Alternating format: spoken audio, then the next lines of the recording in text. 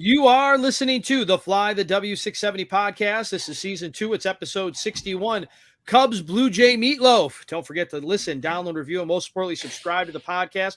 Follow us on the socials, Fly the W670 on Twitter, Instagram, of course, on Facebook, or email us at flythew670@gmail.com. Crawly, happy Sunday. How'd the weekend go? Good weekend for me. Good weekend for the Cubs. Would have liked to sweep, but I think we both talked. It'd be great if they could get to a 3, and that's what they did. Yes, they did, and it was really some exciting stuff, especially on Friday night. Javier Assad, Jose Berrios, the pitching matchup, and Assad, as we speculated, we were saying, hey, let's see if he could get back into that preseason form he had during the World Baseball Classic, and that's exactly what he did Friday night.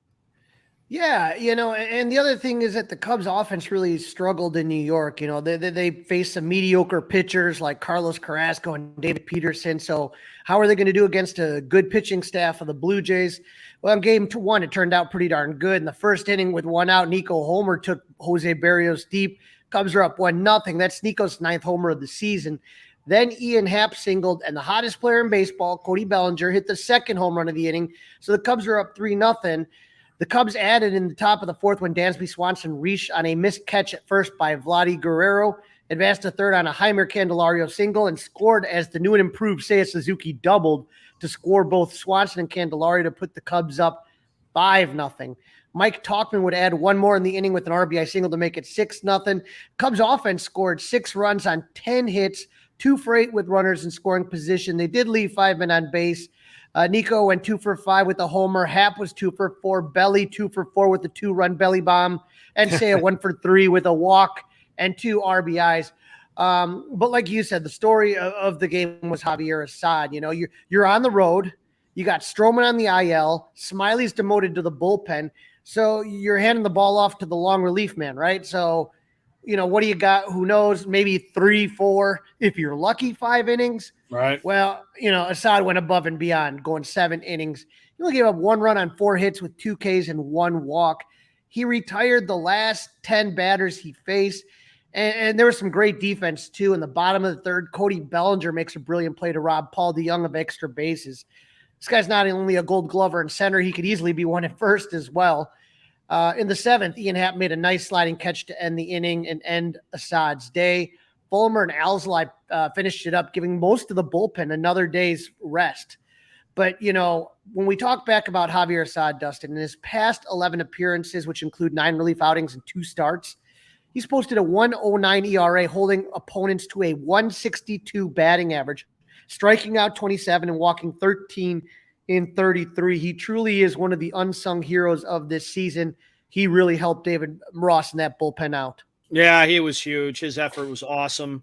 Obviously, Bellinger staying red hot. That doesn't hurt anything, but Assad was definitely the MVP, if you will, of the Friday night Cubs win. No doubt about that. So that takes us into game 2, and this was the game that we probably felt most comfortable with because Justin Steele was starting. Yeah, Justin Steele versus Chris Bassett. The Blue Jays struck first in this one in the 3rd inning. Dalton Varsho, who had a great weekend, led off with a double and scored on a Vlad Guerrero RBI single to put the Jays up 1-0. But the Cubs struck back immediately in the top of the 4th. Nico Horner led off with a double.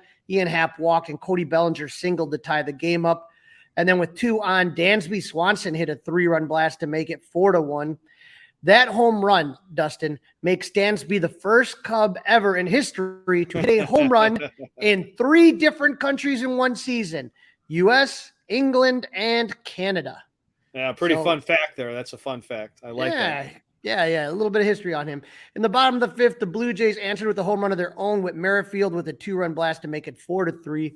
Steele went 5 innings, gave up 6 hits, 3 runs, 7 Ks, and no walk. Obviously, the big blow was the 2-run homer to Merrifield. Michael Fulmer took over in the 6th. He gave up a double to Davis Schneider, but got 2 outs before he was replaced by Mark Leiter. He walked the first batter he faced to put runners at 1st and 2nd, and then Santiago Espinal hit a ground rule double that would tie the game at 4 before getting the final out of the inning.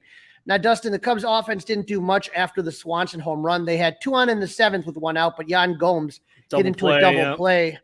We're used to him coming through. He didn't in that situation. So, the bullpen held it down. Jose Cuas and Julian Merriweather pitched shutout innings in the 7th and 8th Dustin, I really like that funk I'm seeing from Quaz. He throws just completely different, and it's not like anything the Cubs already have in their bullpen. You know what I mean? No, it is different. I think it screws with people, and he gets inside. The ball looks like you're going to get hit, and then curves back around. Yeah, he's unique. There's no doubt about that.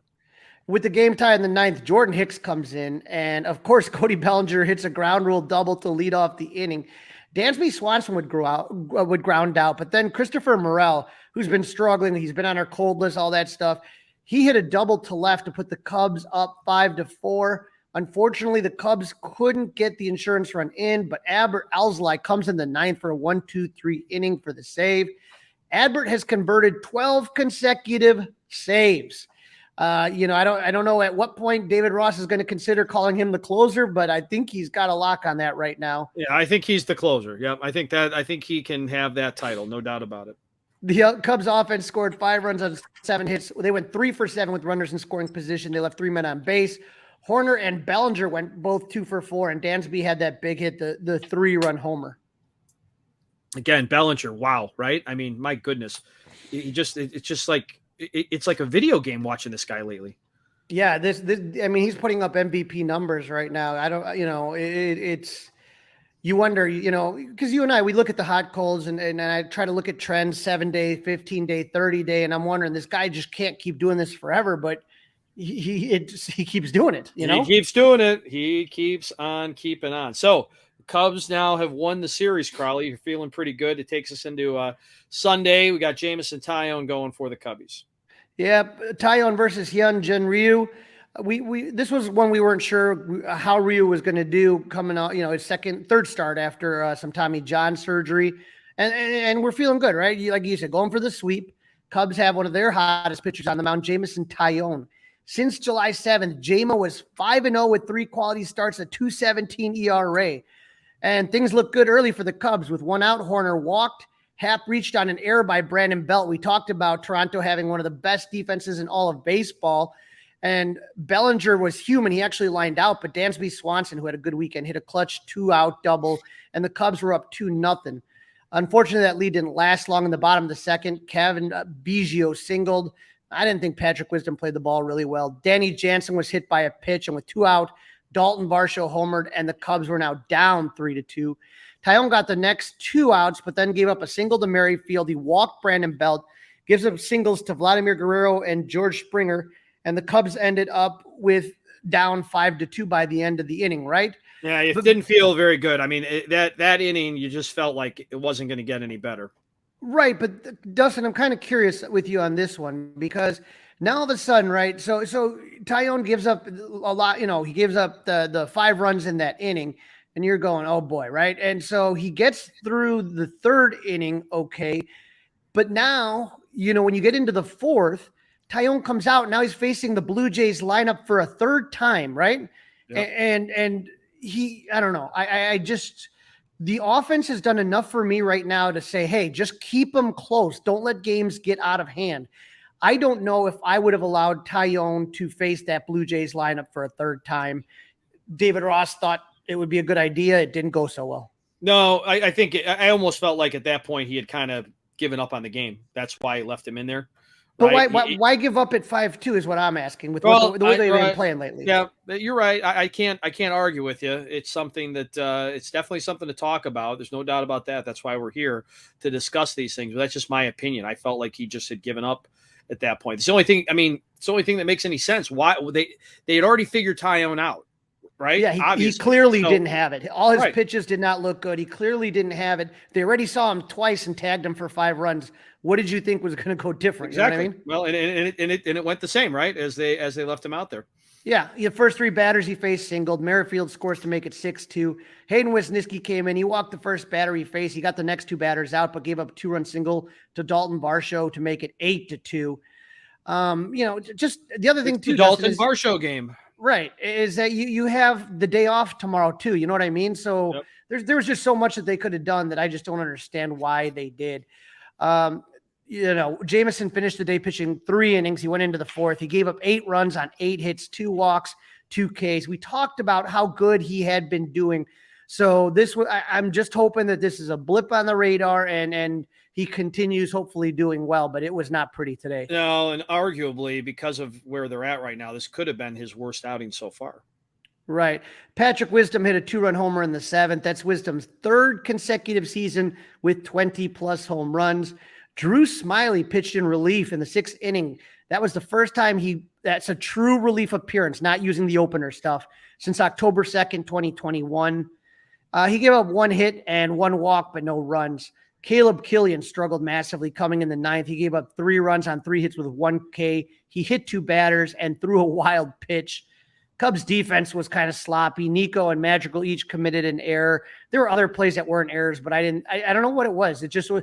The Sunday is not a fun day for the Cubs. They just struggle on Sundays. Sunday is like their boogeyman day. Yep. Seriously. And the offense scored 4 runs, but they only had 5 hits. They went 1 for 5 with runners in scoring position. They left 4 on base. Dansby Swanson was the only player with more than 1 hit, going 2 for 3 with a walk. But, when I look at the series, Dustin, the Cubs did exactly what we were hoping, taking 2 from 3 from a really, really good team. Yeah, and the Blue Jays are good. They got a really good lineup. Yep. Absolutely. And I understand there's frustration as the Cubs, even though they had a great weekend, they lost ground this weekend. The Cubs' next opponent, the White Sox, couldn't take 1 game. Take 1 game from the first place Brewers. But Dustin, you know what? It's all right, man, because this is what a playoff race is about. And Cub fans haven't had that feeling since 2020. We are back to playing meaningful baseball at the end of the summer. There's going to be a lot of highs, like when the Cubs were able to take down the Braves. There's going to be lows when you lose series to the Mets. It's going to feel like each game is going to be magnified.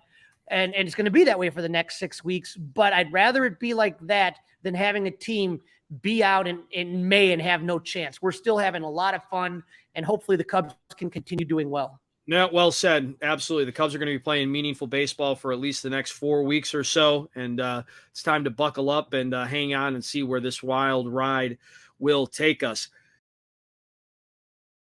This is the Fly the W670 podcast. It's season 2. It's episode 61, Cubs Blue Jay Meatloaf. And in this segment, Crawly talks to 670 The Score's Gabe Ramirez about the recent controversies surrounding the White Sox. Joining me on the Fly the W podcast, he is live at the Score Studios. Our good friend Gabe Ramirez, you know him. He's Bear season is starting up. You'll see him on Fox 32 talking Bears. He's always talking sports on 670 The Score. Avid fan of the Southsiders. Gabe Ramirez. Gabe, how you doing, buddy? I'm doing good. Like you said, I think I have a cot that I can't tell you exactly where, but where I sleep when I come, because I'm always here at the station. So just have to pop out and do the podcast. Dustin knows about it. He sleeps in there often too. Oh yeah, I was listening to you on the morning show the other day. You guys are sounding good with you and Mully. Yeah, you and Mully. Yeah, it was great stuff. Yeah, we got a chance to do 3 days together, so that was pretty cool. And just get a rhythm. And it was funny because Tuesday, him and we just had this therapy session about the White Sox, because he's a Sox fan, as am I. And so we had some people hitting the text line from 7 to 9:40, all you talked about was the White Sox. And I was just we needed it, man. We needed this therapy session. Don't be mad at us. No, I understand that, because the last time we talked, the Cubs were facing the White Sox. It was right before the trade deadline, and this was an important series because at the time, Jed and Carter are talking that they didn't know if they were buyers and sellers, and the Cubs took both games, and in one of them they were down 7-2 and came back, and it seems like that game really changed the fortune of both teams because the Cubs would become buyers at the trade deadline, and then right after that game, I want to say they traded Lucas Giolito, Reynaldo Lopez, Lance Lynn, Joe Kelly, Jake Berger, Kendall Graveman.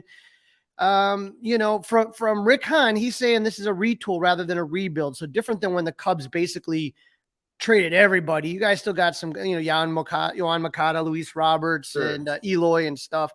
But as a Sox fan, seeing the moves, seeing what you still have a core in place. What are your hopes for the future, and how quick do you think this thing gets turned around?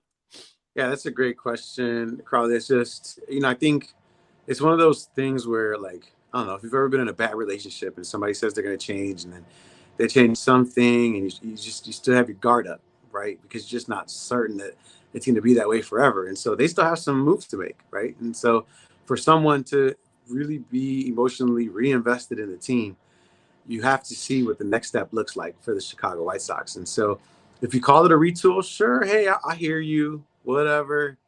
But what are you going to do in the offseason to really retool that roster? And what kind of moves are you going to make to definitively put in place, or, what direction this team is trying to go in? You moved a bunch of arms, but, you still have the same players. And that's going to be the difficult thing for the White Sox to see if the same way you hoped for them to play at a high level, you are now hoping that they all mature and then play at a high level after doing so. So we'll see.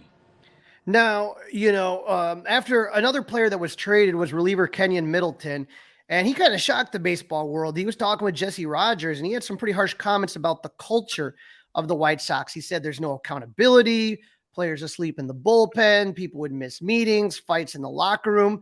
And then Lance Lynn said, hey, I was around longer, and what he said wasn't wrong.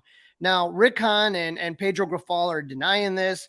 As someone who's covered the South Side, what have you heard or observed, or who do you tend to believe in this situation?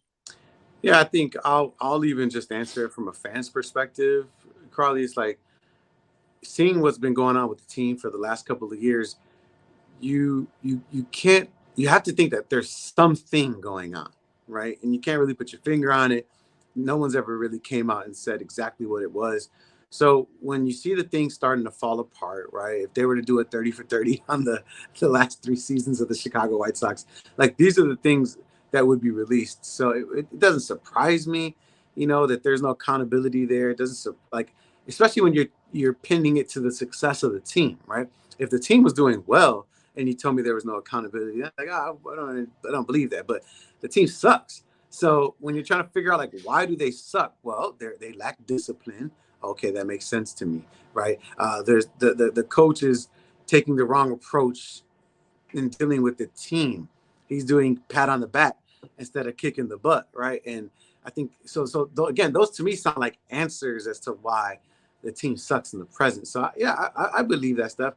Fighting in the clubhouse, I'm not sure about that one, but I think everything else like that. There's dysfunction. Yeah, there's dysfunction, and that's why fans have been calling for new players. Well, speaking of Grifol, I asked you about him last time we were on here, and I'm, like all Cub fans right now, we are scoreboard watching. And so I'm watching the Sox Brewers game last night, and Jesse Schultens is pitching real well. 6 innings, shutout ball. He's shutting down the Brewers. I'm slightly starting to get hope.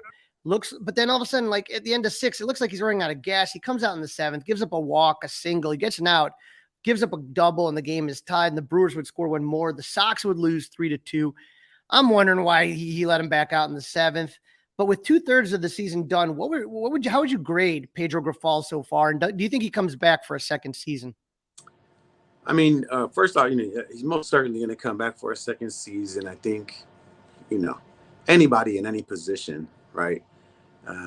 When given your first opportunity to succeed, you would want there to be some sort of grace, and especially with a bad team. It's not like they're really in the chase, and then I would understand different kinds of pressure.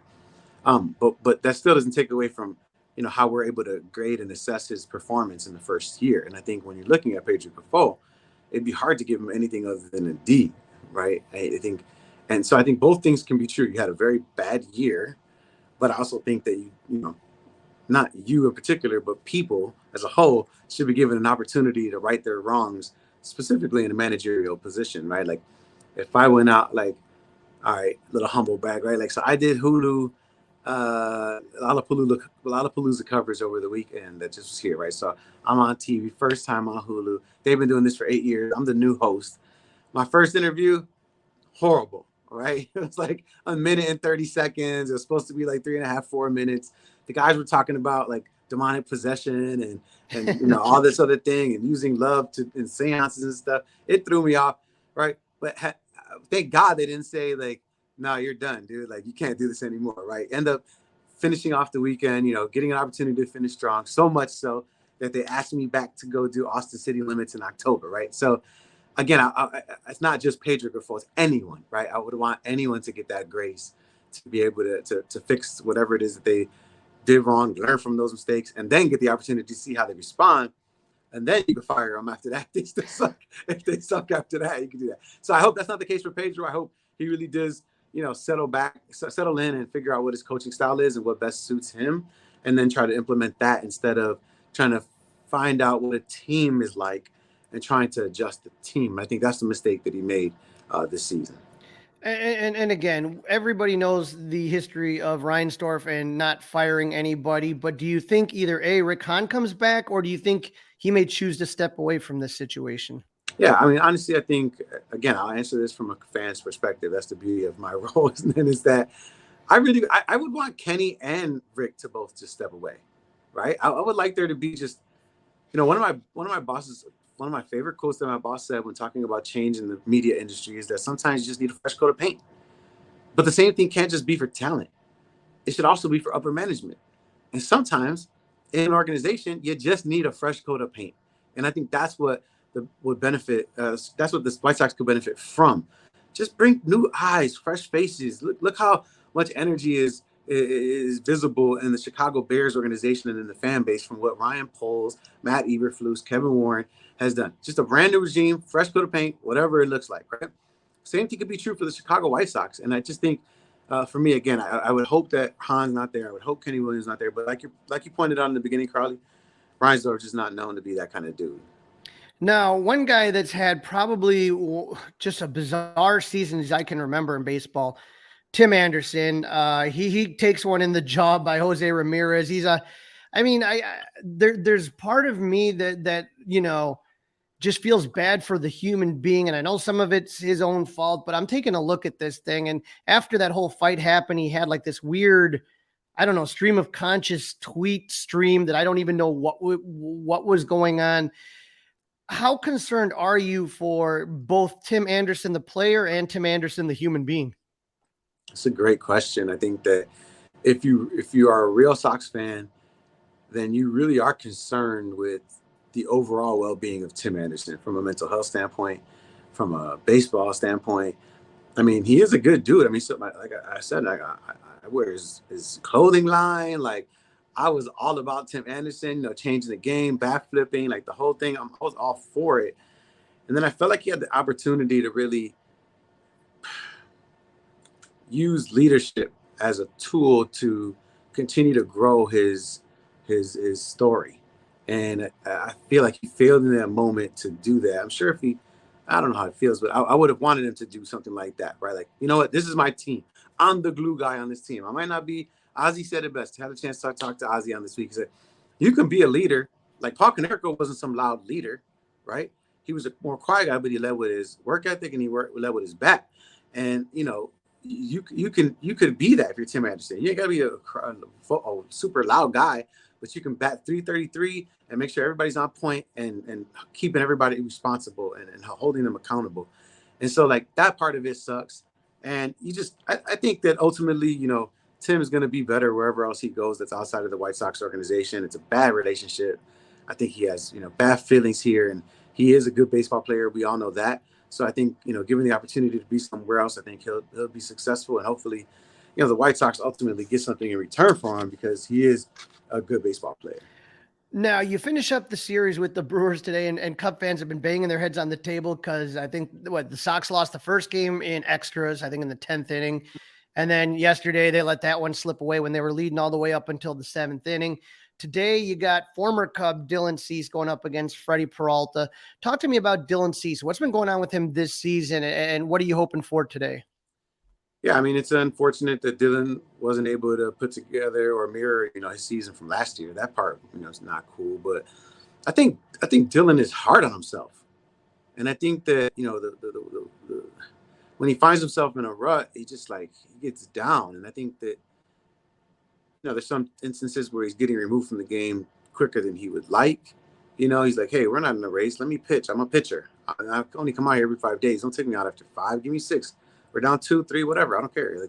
And I think a lot of times he's just a tricky piece, and we've seen it over the course of his career with the White Sox. There's been years where he has been like this, where there's been some starts where he's perfect and been some starts in the very same season where you're like, this guy isn't ready yet. And so he was able to put it together last year to, be vying for a Cy Young. And I think this year he's probably just trying to figure out how to, do it consistently. And I think he'll just be one of those guys that can and will. And hopefully just, probably as a fan, man, we need some of these guys to start loving the White Sox, like loving where they're at. And I think that a lot of these guys don't. And so it's like, how do we do that as Sox fans, as an organization, as a city? How do we embrace these guys to make them feel loved and want to be here? Because that's how the White Sox are going to get out of this mess that they're in right now. Now, we got two pitchers coming that the Cubs have not seen this season. I want to say they've announced Touki Toussaint. He was a waiver pickup that the White Sox made in June. I'm not too familiar with Touki Toussaint. What can you tell Cub fans to expect when Touki Toussaint starts on Tuesday? Yeah, he is a live pitcher. I mean, last outing he pitched 5 innings, had 9 strikeouts in 5 innings, but he also had like 5 or 6 walks. So when I say live, I mean his stuff is live. So if you're patient at the plate, the way that the Cubs have been, and if he comes out throwing first pitch strike, it's going to be a long day or a short day for the Chicago Cubs, because he's going to be able to get after it and use a lot of his stuff, his sinker, slider, his curveball is 12-6 to a T. And so, he has good stuff. Again, it's about finding the command. Now, if he struggles and he lets people get on base, clearly the Cubs have shown, whether it be the series in Cincinnati or, what they've done, the last couple of games against Toronto, they can put runs on the board in a hurry with the long ball. So if Touki gets in trouble and walks some people, the Cubs can definitely put some runs on the board. But again, it's the reason why he was on the waivers, and it's the reason why the White Sox are giving him an opportunity, because you just don't know what you're going to get. You could get 10 strikeouts and no earned runs, or you can get 6 walks and put a 6 spot on the board. So just must see TV, Touki Toussaint. That's what I'll say. All right. And then the other guy, Mike Clevinger, I mean, that was just a bad start from the beginning. Some accusations about spousal abuse and all that. And now he's coming off the IL. What have you seen from Clevinger recently? Yeah, had a great start after his stint on the IL. And to be quite honest, Crawly, he is without question the most consistent pitcher the White Sox have had all season long, right? In terms of deviation from the norm, it does not exist with Mike Clevinger. What you're going to get. 6 innings-ish. You're going to get 0 to 3 runs. And, obviously you can have an outlier in there, but for the most part, he's been the most consistent when you're looking at what has been the seasons of Kopech, Giolito, Cease, Lance Lynn. So you're going to get a solid guy. He's going to attack you. He's going to, he's a veteran, so he's going to try to get you first pitch strike. He's going to try to get you to get the ball on the ground and really challenge you. He's not going to be afraid to throw, his best stuff when he finds himself in a pinch. So again, a tough guy. We'll say that. He got to in this sport, and he's going to be one that you guys got to be careful about as well. But it's getting into the bullpen with him. They can throw a lot of pitches, get him out of the game early, get that bullpen out there, and then the Cubs will be fine. And that's what I'm asking, because there were a lot of arms we talked about traded at the deadline. So how is that bullpen? Is there a lot of new guys in there, and how has it been performing since the trade deadline? Yeah, I mean, just a bunch of new guys. Shaw, I mean, you still got some of the usual suspects back there, but they really are trying to put this team together and give guys opportunities, innings to get some experience. But, obviously, as you mentioned, lost the last couple of games to the Brewers. Then late in the innings, the Sox have been putting up runs early, but just haven't been able to put any in the latter third of the game. And so that's been affecting them when their bullpen gets out there. So, yeah, it hasn't been performing particularly well, as you would expect, after getting rid of a couple of main guys back there, Graveman, Keenan, Middleton, as mentioned before. So, I mean, it's something you're trying to deal with, especially Liam Hendricks as well, obviously, with the Tommy John. So it's been a struggle for the White Sox in the back end of their bullpen.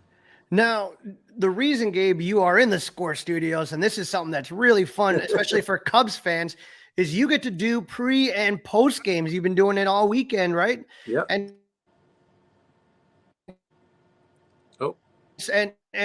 tell our listeners how much talk, to do that pre and post game. What's it like, and how fun has it been with this team? Yeah, first I'll say, everybody in my family is a Cubs fan. So, it's me and my sister. We're the Sox fans. Everyone else are Cubs fans. So, I always have an appreciation. I'm not a Cubs hater. I don't go around like at bars and wishing bad on Cubs people out there. And like I tell people all the time, like when Chris Bryant won the MVP, Like the next year, I was at the ballpark, every day game, just because you have an MVP in your town. Like if you like baseball, why wouldn't you want to watch the most valuable player? So, it's not like I hate the Cubs. And I think last year, really having to follow them closely, while working at the Score, and then this year as well. I mean, last year I really liked the Cubs, Crawly. I got to be honest, man. Like at the end of the season, like David Ross had him pitching well. I mean, I know Smiley's not doing great, this year, but last year, at the back end of the year, he was pitching well with Steele. And it was exciting to see some of those guys play, like Morel and Velasquez, and that was cool. So this year, when they added a Swanson, when they added Cody Bellinger, when Morel finally made his way up, it seems as though they kind of figured it out. You've seen Rossi go with the same lineup the last 2 games, with Tauchman at the top, and just filling it in with Horner, Happ, Belly, Swanson, and with Candelario. I mean, it's the organization has done a good job of trying the hardest to put together a really good Major League Baseball lineup, right? That can give you a little bit of everything. And Ross is doing a really good job of, I know a lot of people give him crap about the lineups, but I think ultimately he's trying to figure it out so that he can get to this place, right? This place where he's at right now, which is, here is my lineup. I tried it all. I was trying to figure out where people were suited best. And here we are at right now. So again, getting to see all that, watching that play out, it's a lot of fun. And then ultimately, prepping for pre and post. I mean, it's not easy, right? You want to be able to, I'm a fun guy, Crawly. I like to have fun. I'm a jokester. I like do a little bit of everything. But you got to pay respect to the Cubs and what it is they're doing in that fan base. So when you're going on pregame, you better not be effing around, like there's no trying to be silly Gabe. It's like, I'm going to give this the respect that it deserves. I'm going to treat the Cubs fans with respect. I'm going to, tell them about their team, give them the best information, give them all the tidbits that they want to get. So whether it's picking, like yesterday, I had to pick to perform. I picked Christopher Morel, despite the fact that he was 1 for his last 16. I just felt like he's seen the success the Cubs has had, and he's the type of guy that would want to contribute. And what did he go do? Got him some business yesterday, right? And so it's things like that. You really do your research, try to figure everything out, and so that way you can respect what it is that you're doing and respect the fans as well, despite the fact that you're still checking the box score of the White Sox on the other side. Well, you should be excited because Morel is leading off today. But the one thing I would say is that I wonder if Sox fans are looking at what David Ross. You talked about the second half of the season, and they were out of it, and they had nothing to play for. But you saw David Ross get the most out of what we had. And I think that, I think Sox fans are going to have to take a look at Pedro Grifol and say, what can this guy do to show that that this team hasn't given up? And that was, I think, a big thing for Cubs fans at the end of the last season is we said, hey, we didn't look that bad at the end. Obviously, the first half was not what we wanted it, but Ross kept them playing hard every day. And so that's what, I think Sox fans are going to be looking at. And then we'll see what happens this season if Sox or this series, because, Sox have a chance to play the spoiler. The Cubs, I don't think care about the Wintrust Cup too much, but I think they'd like to just keep winning series. I hate 2-game series, but win this series and keep trying to make that push for the postseason. Yeah, I think you're absolutely right. I think, the Cubs want to stay hot. You got to beat bad teams in order to be in that space. And unfortunately, right now, the Sox are a bad team. So they got to jump on them early. And you're right. I mean, Sox fans, I think the one thing the Sox fans are envious of is that the team looks like they want to play hard for not only the manager, but they want to play hard for each other. And I think that that's what the Sox fans are envious of, that we wish we had guys on our roster that not only wanted to play hard for Pedro Grifol, but wanted to play hard for the man that's next to them on the field. And I think that's something that they lack right now. And hopefully they can change that next year. Well, Gabe, I appreciate you hopping on. Where can our fans follow you on the socials and tell them about your upcoming gigs, both on the Score and Fox 32 Chicago? Yeah, you can follow me, Chicago_Gabe. You hit me up, I'll follow you right back. Have zero problem doing that on Twitter. You can hit me on IG as well. That's one of my better platforms. Fox 32 is kicking off first week. Bears Unleashed, Friday and Saturday nights on Fox. And then the post-game show, myself, Corey Wooten, will be out in the streets, going to different bars around town, talking to fans and seeing what we could do on that. And then, of course, 670 to Score, Monday through Friday, 6 p.m. Catch me whenever there's not a Cubs game. You can hear me giving my trifecta thoughts out there as well. And pre and post game today. So, the hardest working man in show business.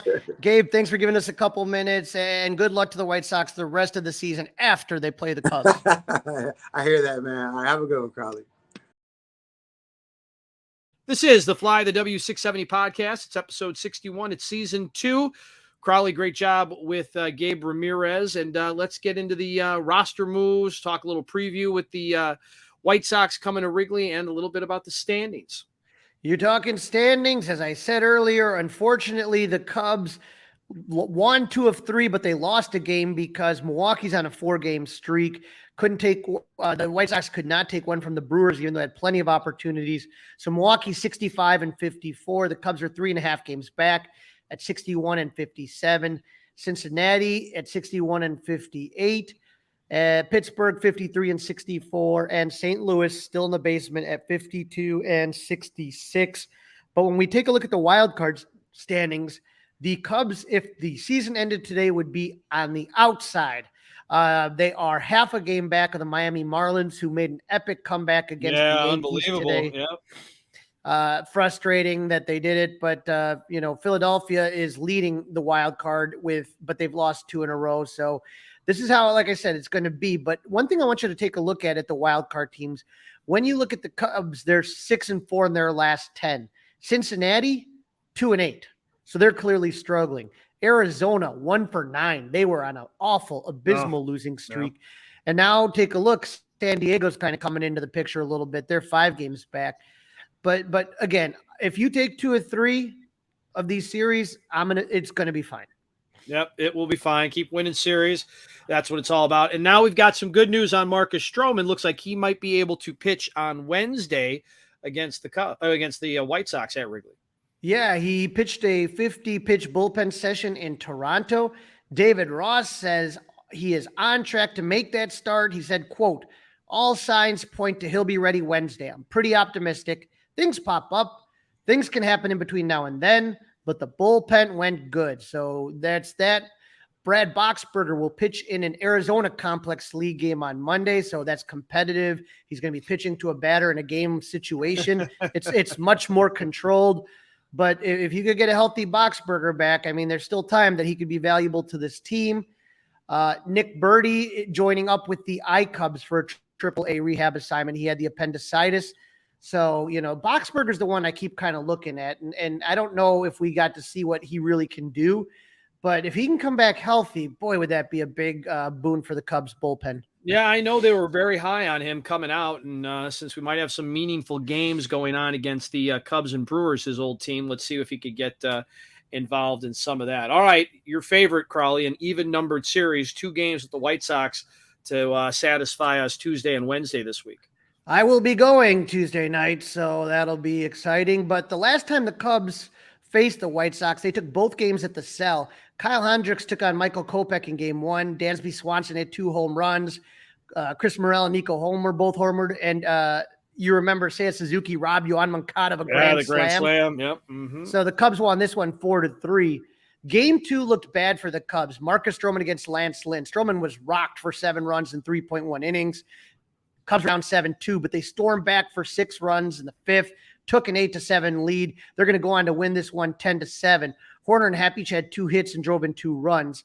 But Dustin, that game, that game that they came back, they're down 7-2, they come back and they win it. That changed the direction for both franchises. Shortly after the game, the White Sox began selling off that night. That's right. They traded Lucas Giolito and Reynaldo Lopez.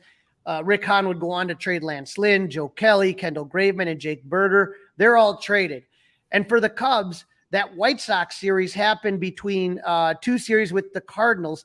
And it was during that week that Jed Hoyer in the front office made the decision to be buyers instead of sellers. So going into that White Sox series last time, Jed didn't know if he was going to keep this team together, add or sell off. And that the performance, the comeback, Seiya Suzuki robbing Moncada of the grand slam, and then they went to St. Louis and had a phenomenal series.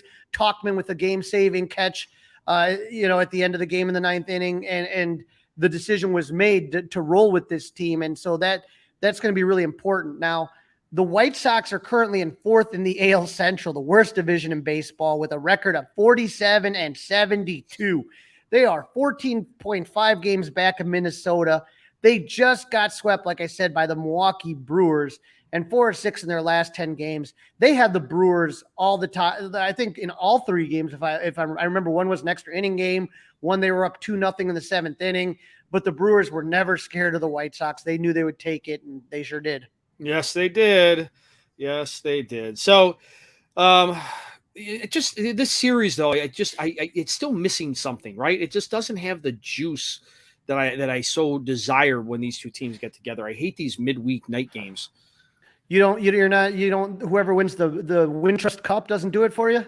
No, doesn't. Crawly does not at all. No. I mean, I think the White Sox are such a bad team and such a bad story, but we've talked about this before of trying to make this a more meaningful series somehow and not having like these 2 games, just one winner take all 3-game series would probably be better. But I doubt they're going to want to get rid of that traditional rivalry. But, other than that, you're going to need both teams to be good, I think, to get people fired up.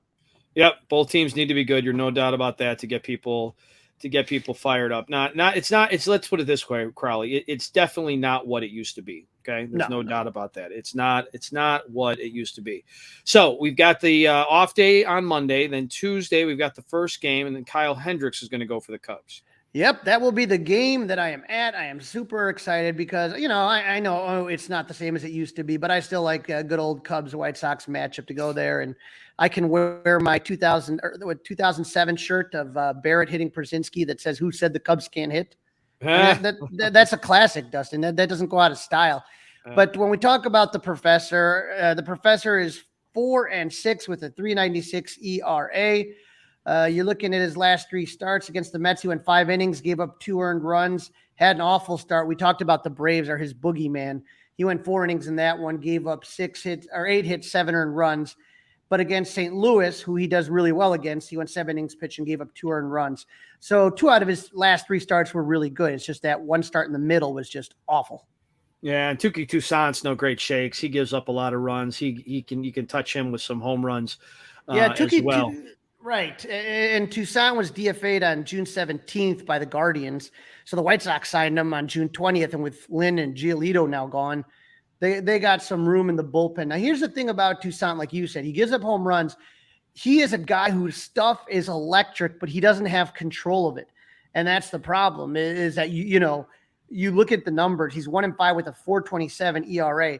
In his last start against the Yankees, he went 5 innings, gave up 4 earned runs on 6 hits, right? Not a big deal. It sounds all right. 9 strikeouts, pretty impressive, but then 6 walks. So this guy barely ever makes it out of the 5th inning because he strikes out a ton of guys and he walks a lot of guys. So if you can be patient, you can get, you can put this guy a lot of traffic on the bases here. Against Texas, he went 5.1 innings, gave up 5 hits, 4 earned runs, 9 strikeouts, 4 walks. Now against Cleveland, he went 5 innings, gave up 3 hits, only 4 strikeouts and 1 walk. But like I said, he's a guy whose stuff is really electric. But if you can be patient and take your pitches, you can get traffic on there and you can get him out of the game quickly. That's the plan. Game 2, it does say TBD, but all signs point to Marcus Stroman taking on Clevenger. Yeah, TBD, it's going to be Marcus Stroman, 10-8 with a 3.85 ERA. It's going to be exciting to have Marcus back. Obviously, the last month that he was just really struggling in July. It's just his last start before going on the IL. He went 3 innings and gave up 6 earned runs on 9 hits. Against the White Sox, we talked about that. 3.1 innings, gave up 7 earned runs on 9 hits. And then against St. Louis, he only went 3.2 innings, gave up 4 earned runs on 7 hits. But he's been struggling, so it'll be good to see what Marcus can bring back, and hopefully he looks like he did in April, May, and June more than he did in July. Absolutely. Yep. Let's hope that. And Clevenger's been pretty good lately for the Sox.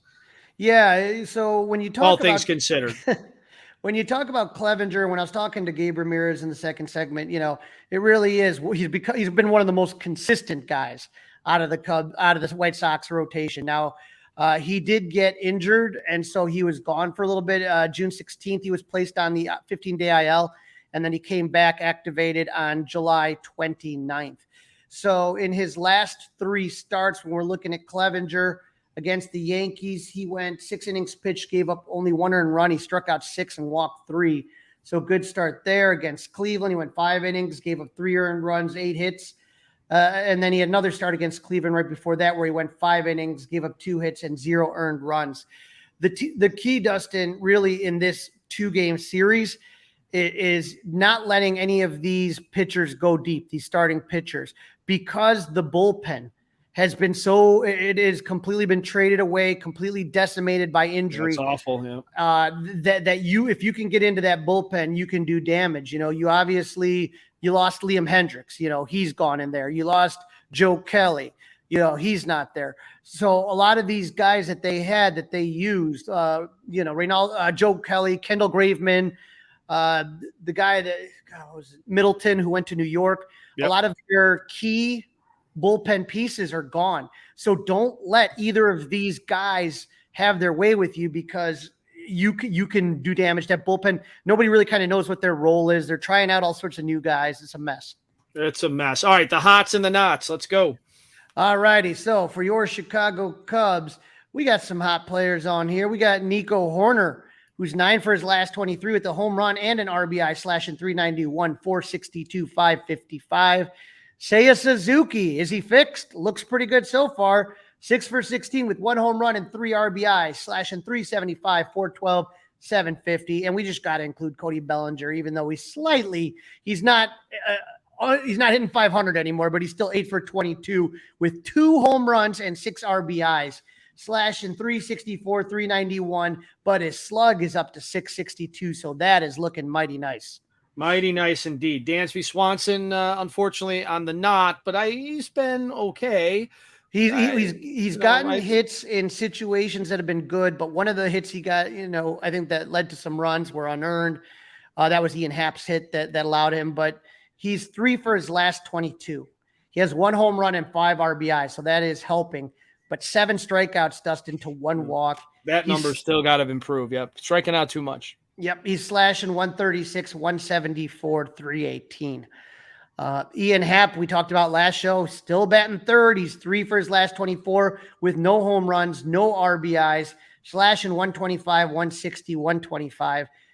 I don't know what they're going to do, Dustin. They just keep putting him out there, and I'm amazed. I'm shocked that he did not get a day off during this, and he batted third the whole time, and he didn't get a day off in 3 days up against Toronto.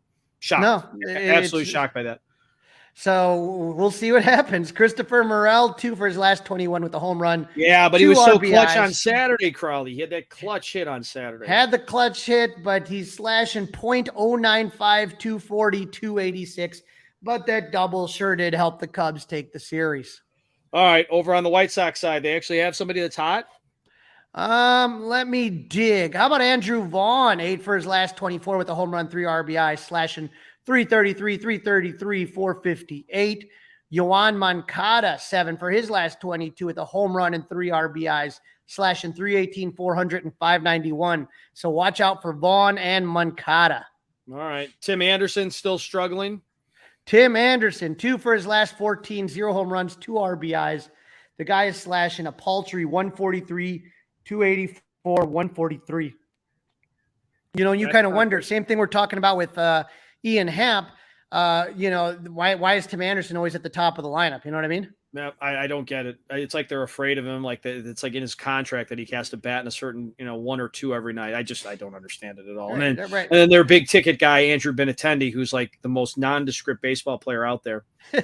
3 for his last 25. He's slashing 120, 146, 160. So, when you look at these guys, you always know that Eloy Jimenez wants to play really well against him, but in general, when you look at the names that they got here and how they're performing, whether it's Yasmani Grandal, Trace Thompson, I mean, they just reacquired him.